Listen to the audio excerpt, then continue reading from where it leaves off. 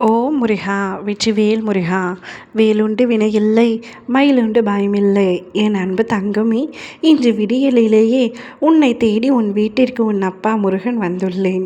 இதை கேட்டு முடித்த 45 நிமிடத்தில் உனக்கு ஒரு அற்புதம் நடக்க காத்து கொண்டிருக்கின்றது.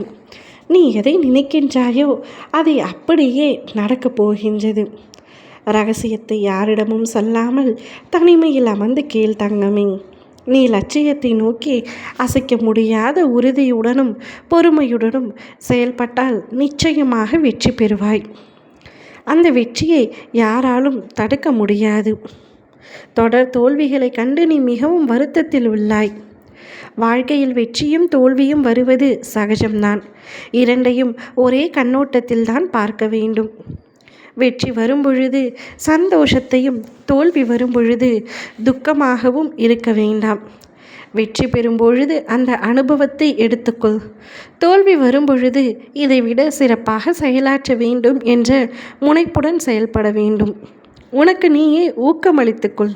நீ பிறருக்கு செய்யும் தன்னலமற்ற நன்மை என்ற ஒன்றினால் உன்னுடைய கர்மாக்களை நீ கரைந்து போக செய்ய முடியும். நீ ஒரு அடி எடுத்து வைத்தால் உனக்காக நான் 100 அடி எடுத்து வைப்பேன். இதை நீ நடைமுறைப்படுத்தி பார் தங்கமே. உன்னுடைய பிரச்சனைகள் அனைத்தும் கூடிய விரைவில் தீர்ந்துவிடும். வாழ்க்கையில் பிரச்சனை இருக்கின்றது என்று தினமும் நீ வருத்தப்படுகின்றாய். அதற்காகத்தான் நான் உனக்கு தீர்வை சொல்கின்றேன். நான் உன்னிடம் ஒன்றை மட்டும் கூறுகின்றேன், கவனமாக கேட்டுக்கொள்.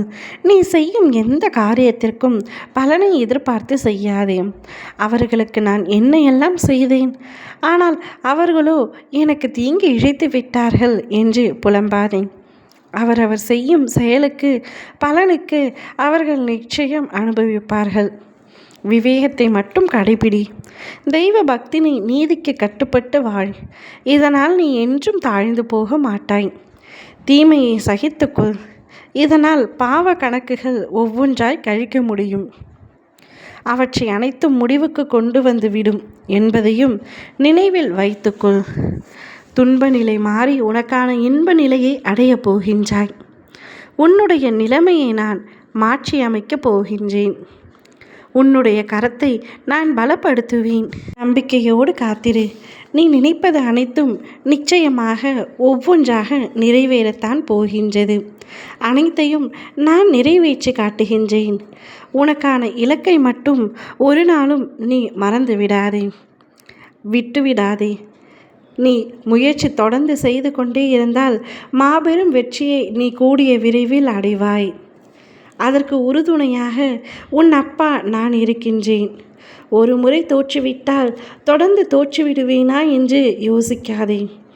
மாபெரும் அற்புதத்தை உன் வாழ்வில் நிகழ்த்தி நான் உன் அருகில்தான் இருக்கிறேன் என்பதை உனக்கு உணர்த்தப் போகின்ற நேரமும் காலமும் வந்துவிட்டது. இன்னும் 45 நிமிடம் பாக்கி உள்ளது. அதில் ஒரு அற்புதம் உன் வாழ்க்கையில் அரங்கேற உள்ளது. கவலைப்படாமல் சந்தோஷத்திற்காக காத்து கொண்டிரு. ஓம் முருகா வெற்றிவேல் முருகா.